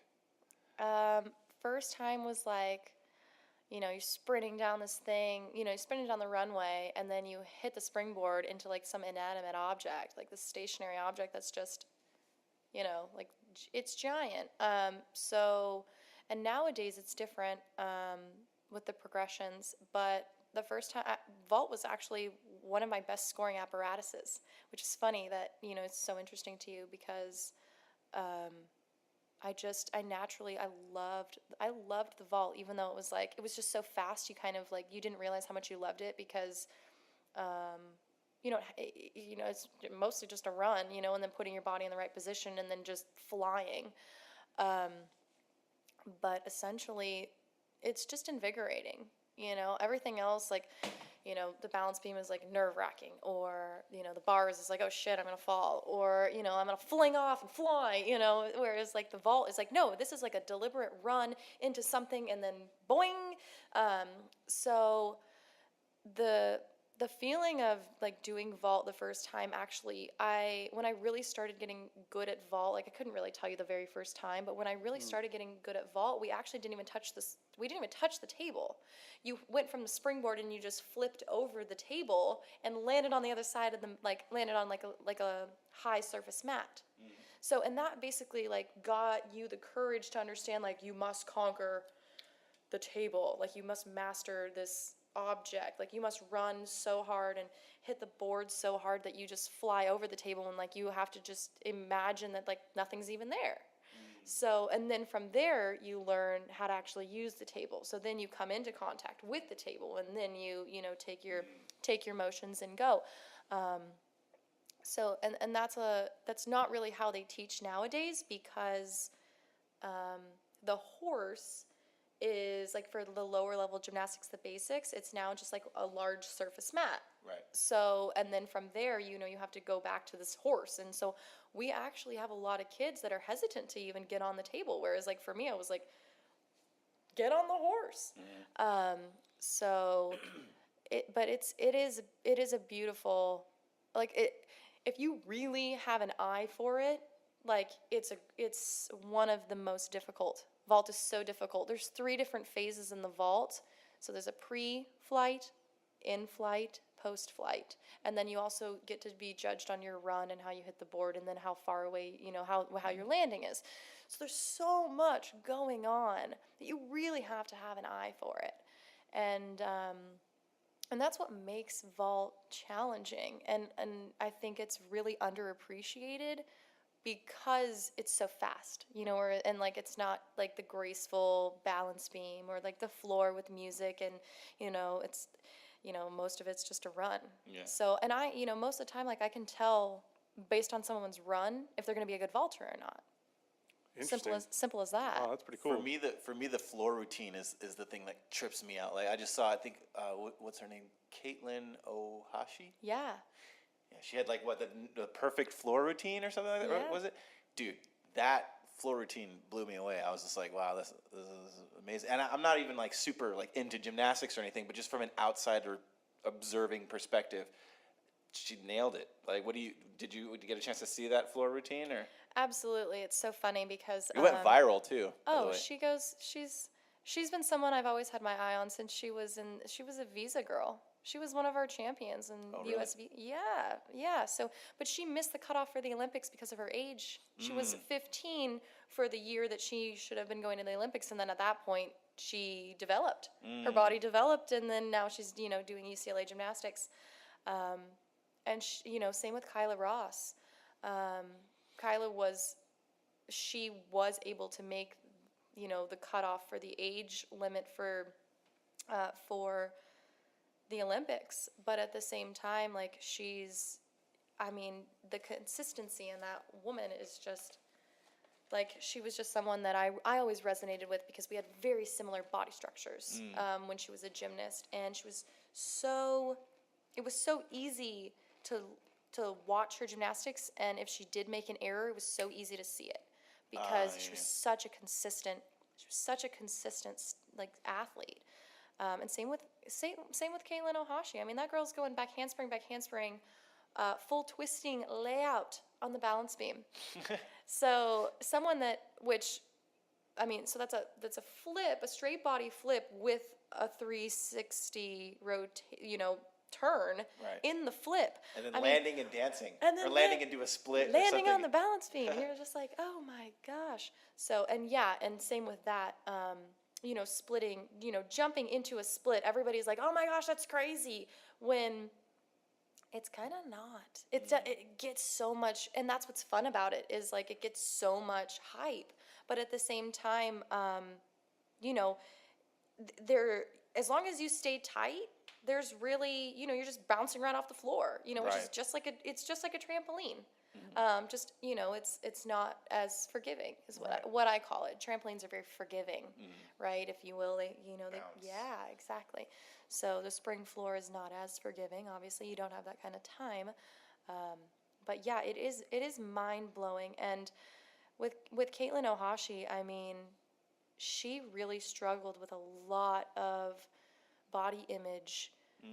Really, some depression within her because of the body image that she developed, and she became a woman, if you will, and and she has the hips and the curves, and she's beautiful, but she was a little twig when she was on the visas, and when she was actually competing for US, and so she got so much backlash, which is so hard on one, a woman, and two, someone that's so good at their craft, to be like criticized For looking a specific way that she can't control because that's just her genetic disposition. Exactly. So she's a story in itself. Yeah, it's amazing. And Kyla Ross, actually, I would compete with her, a lot of her teammates. Because she's from LA, and same with Michaela Maroney, who we don't really hear much about anymore. But she was our true vaulter. That girl vaults higher than, if you put our best men's vaulters up against Maroney was still higher than the guys. Like off the table, her block off the table, and that lift that you get into all your twisting and stuff. She was still, I don't know precise numbers, but that girl could vault. So, and her story is intense too. Everybody, we all have a story. Right. Yeah. You're a cyborg, for God's sakes. Yeah, thanks. It's freaking awesome. It's and that's what's fun about it, is because I'm such a visual person. I really think that the reason I got into gymnastics is because I saw it on television, which is very typical. Our age, we were the Olympics were coming on, and it was sometimes it was all that was, every network was covering it, and if they weren't, they were covering the highlights, and so yeah. Well, and I remember staying up late and watching the swimming and the diving and then the gymnastics, and they'd all kind of be together with each other. And, as I got older, the archery, things like that, the fencing, all of that stuff, really intrigues me because of how visual I am.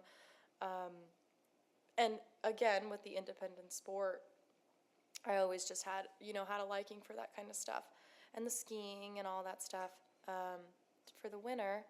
You know, we were able to have that exposure as kids.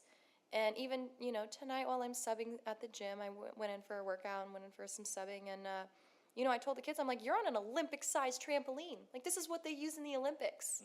And just to have, like, a little 4-year-old, 5-year-old, like, you know, like, watch their eyes, like, just light up. Like, they're so, yeah, they just get so excited that, like, you know, they're on, like, and you get on the trampoline and, like, you barely jump and, like, that thing launches you. You're like, oh, my God, I'm scared. Like, I don't even like the Olympic-sized trampolines because I have so much power that I'm scared of my own power.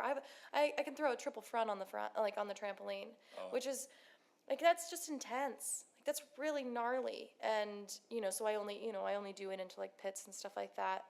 Yeah, those foam pits. Yeah. That gives you super confidence. Like even just at the, what do they call it? Sky, or what is it? I don't know exactly what they're called. All the trampoline parks. Oh yeah, the trampoline parks. Yeah, like I'm trying to think of the name of the most recent one. Give them a shout out or something. But yeah, that's super fun. There's a few. What's the one out here? There's so Sky many. Zone? Sky Zone, Rock and Jump. There's I don't know. There's one that my wife goes to down off Dinah Shore in Monterey. I don't know what it's called. She's taken my daughter there a couple times. Man, just watching the kids light up when they go there, like, Really? yeah, dude. But it makes me want to do it right now. You turn into a kid. You just regress to like 13, 12 years old, and you're just bouncing, trying to do flips, and especially when there's a foam pit, because you can just run and like do whatever. It doesn't matter how you land. right. Dad, Right. I mean, it does matter how you land. There are definitely some guidelines, but for the most part, yeah, you can, you know, either your feet or your bottom. You know, you don't really want to, or your butt, whatever. You don't want to land like on your belly or On anything. the foam pit? Yeah, like Really? you could break your back actually. Really? Yeah, there are some Wow. serious like guidelines. Like you do not want to, you know, obviously diving and things Maybe I like didn't that. listen. So, well, I mean, if you know how to stay tight, Yeah, you then tuck in your and just- core, yeah. then you can, you know, you're okay. But for a kid, like, no, feet first, yeah, or you know, or you're on your butt.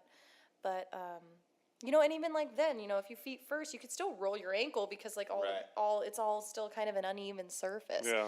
So there are some aspects about it where it's like it's a great learning mechanism, but at the same time, you know, you are going down into something.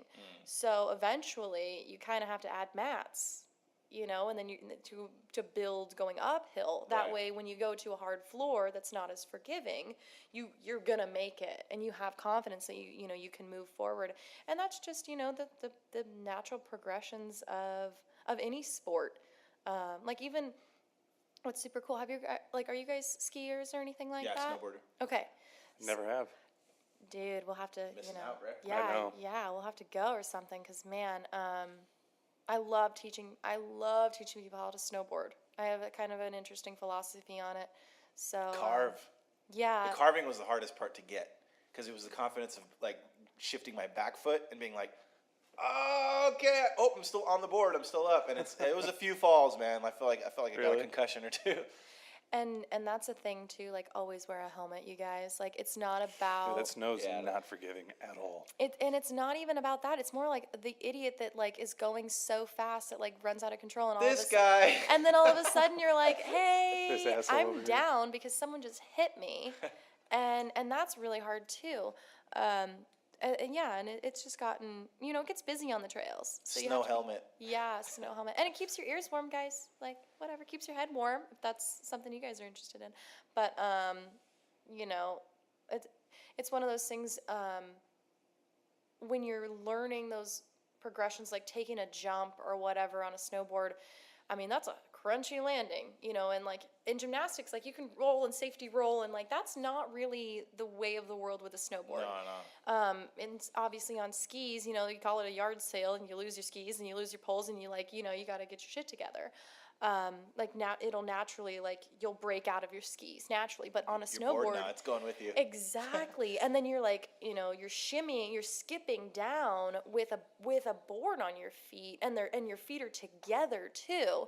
So, yeah, you know, I can do flips on, you know, on a 4-inch balance beam, but to flip with that board, it's totally a different concept.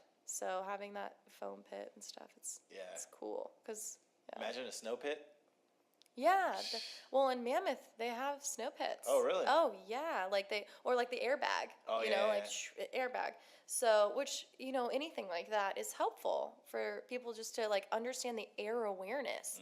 And that's why so many like skateboarders and snowboard, like Shaun White is always on a trampoline, because it teaches him like where he is in midair when he's throwing, the insane flips and the twists, and then you still have to spot your landing.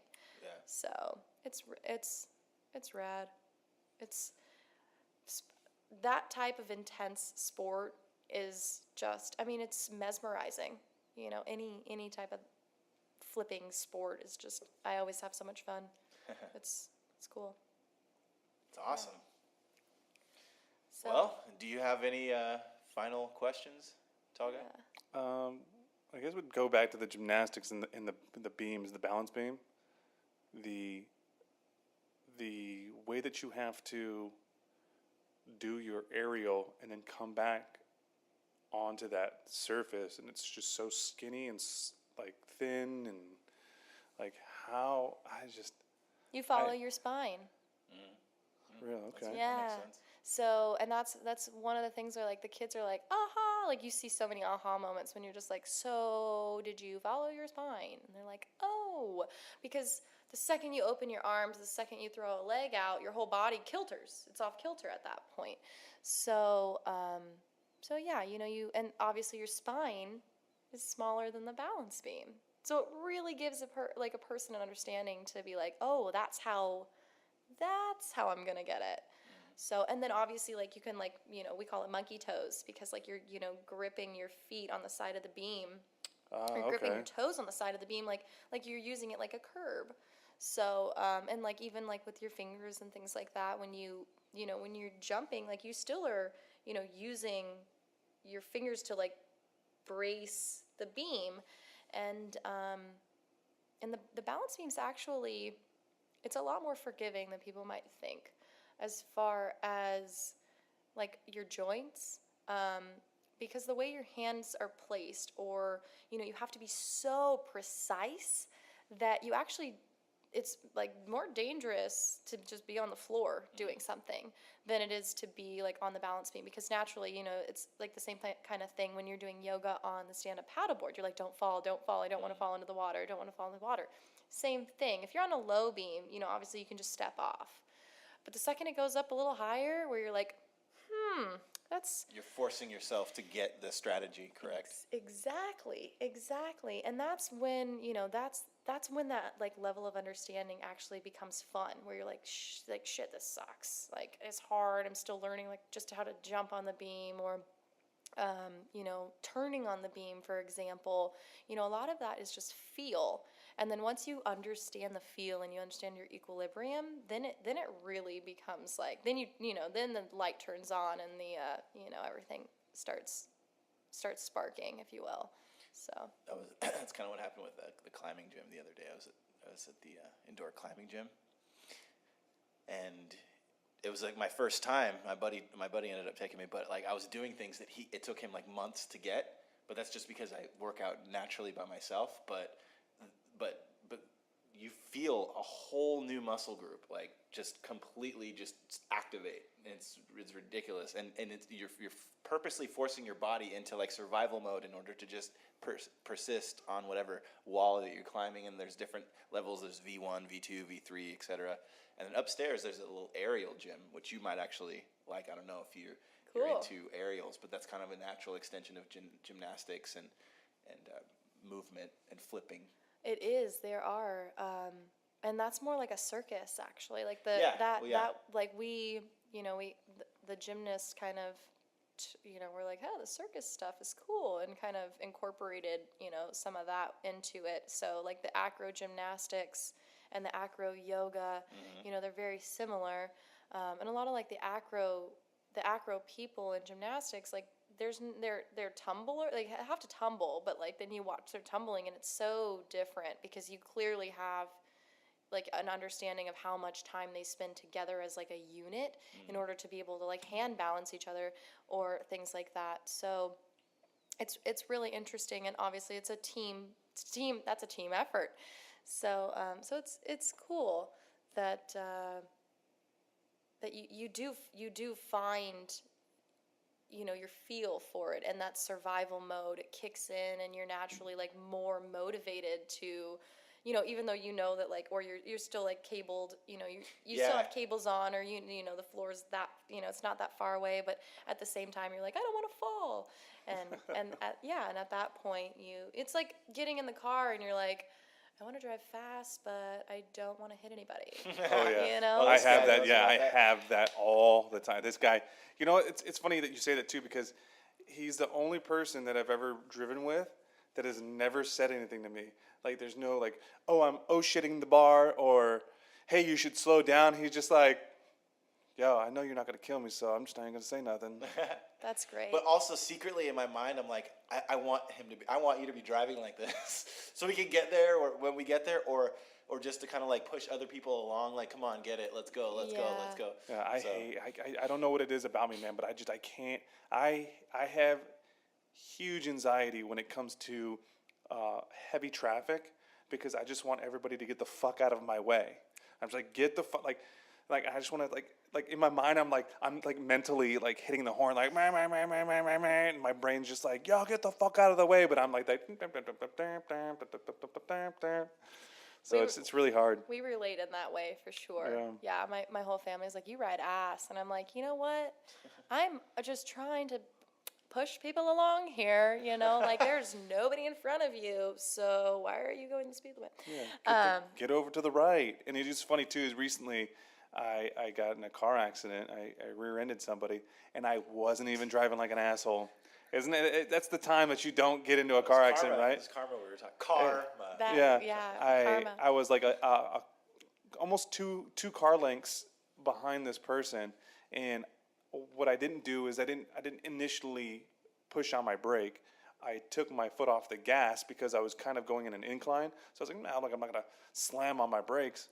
And then it started getting closer and closer, and that's when I was like, oh well, shit! And I got to slam on my brakes because, you know, I'm going a little bit faster. And I was only going like maybe like 40 miles an hour, maybe 35, and my brakes locked up because it's an older car. It's 2002. Pump And, it. Yeah. And there was no pumping. It was just like, ooh. And then I slid, and I'm like, no, boo. And I was like, this sucks. Why? I was being so careful. This is like the one time I was being so careful. Yeah, that's funny. And that's the hard, like when people get in the car with me, I'm like, you either, like my sister, she's like, I hate your driving. Like, it gives me such bad anxiety. And I'm like, dude, I can't stand most people's driving because I'm like, point A to point B, let's go. Like, we have a destination to get to, and like, we're going. Like, I'm not just like leisurely trying to get there. I've always, and like, explaining that to somebody is like, well, in gymnastics, you know, you're propelling your own body. So essentially, like, how fast are you really going? Like, you're moving your body at probably like 60 miles an hour. So like to drive 80 is, you know, it's not much different. So you're used to the centrifugal force, inertia, Yeah. forward moving inertia. Absolutely. And people are like, oh my, like, I usually just tell people, like, I just, you know, I'm just a racer, you know, and I even like, and I've been lucky enough to have some, you know, race some go-karts and things like that. And like, people are like, you're fast. Like, you're just fast. And what sets me apart from some of the other racers is I understand traction, and like most of my time, I drop time during the turns rather than the straightaways, because the straightaways are usually when, you know, everybody wants to go fast or whatever, and then everybody like brakes on the turns, and it's like, well, that's not really what you're supposed to do, my friends. Yeah, you're supposed to go into the turn like. Yeah, you're supposed to accelerate into the turn, and you know, and then ease into the turn, and then, you know, accelerate out of the turn. So, and that's how you stick. And obviously, you can't do that if it's, you know, you're on cold roads or you're on cold tires or whatever. So you also have to have an understanding of like, well, I just turned the car on, and it's only 8 o'clock in the morning. I probably shouldn't be Let it hitting warm this up. turn the way I really want to hit the turn. Yeah. So, so that's always, it's always fun, and being a defensive driver is always better than, being someone that's like just scared, because the more you're scared, the more you perpetuate that, just that uneasy, like, I don't really know where I'm going, that question, you're leaving room for error. Right. So being a defensive driver, you at least, like, you don't have room for error. Like, and that's something that, same with gymnastics. People are like, how do you not fall off? You're like, well, that's not what you're thinking about, my friend. Yeah, Like, me. I'm thinking of when I was asking you before. I was like, how do you not hurt yourself? How do you not fall off that thing? So yeah, go ahead. yeah, no, and that's what's super interesting about it is the progressions in gymnastics are purposeful. They are very purposeful. We don't want to see you, like, we call it a huck and chuck. Like, I never want to see anybody huck and chuck anything, because that's scary. That's when you are out of control. You have no idea what's going on, and and that's really when you like hurt your mental stamina. So, bringing out the balance. Kendama. Yeah, this is cool. This guy, Nice. he's been on this kendama kick. Done. Second try. Wow, that was fantastic. Yep. Nice work. I remember when we had this on the ship, and we were about to, I don't know if it was, we were going to go on an underway or what it was, and my first class, he said, the first person to get it on their first try, all spots or positions, can have the day off. Okay, And this, like that. my buddy Lucas, I don't know if he was on this spot going to here, or if he was here going to here, and it was like, boo, ooh, and it was just like, oh my God, like he almost had it, and we On were his just, first try. yeah, and we were just like, oh my gosh, like The you were stakes were that, high. yeah, you were Yeah. like that close to getting a day off. But I have never even like tried one of these things before. But like the golf balls that are like in the globes when they're on the yeah. tee, and you have to like knock the golf ball onto the tee. Those I've, because obviously golf is a hot commodity out here in the desert. Yeah. So, you go places or whatever, have your golf friends. Yeah, I would have to, this is pathetic in my opinion. I would literally I could, spend hours trying to figure this out. So the way that you do the spike is you've got to start it like this, and you have to rotate it One way. under. Yeah, that's the most like accurate, and you can get it for the most part like 60 out of 100 times that way. That's funny. Okay. Yeah. Is doing that. I don't know how he does it. He does it like a different way from time to time. These are fun contraptions. Oh yeah. Yeah, and then now you have something on your head. Yeah, this is I would call it flex ball on a string. Yeah, it's for boxing. hand-eye It's for learning how to. That's really gnarly. Yeah, that's pretty wild. That's very cool. It's like what are the small like punching bags that Yeah. Yeah. ricochet? Because that's all like rhythm and timing too. And same with, obviously that is way more hand-eye Yeah, hand-eye coordination. coordination, balance. It teaches you a lot of different. That's great. I need one of these in my life. This is I really can feel like this is a lot of like anxiety reducer Oh too. yeah, absolutely. Because you have like you can't like the more you get frustrated at this, like the less likely you are to see results. Right, and it's So- persistence overcomes resistance. Right. Those things. Yeah, exactly.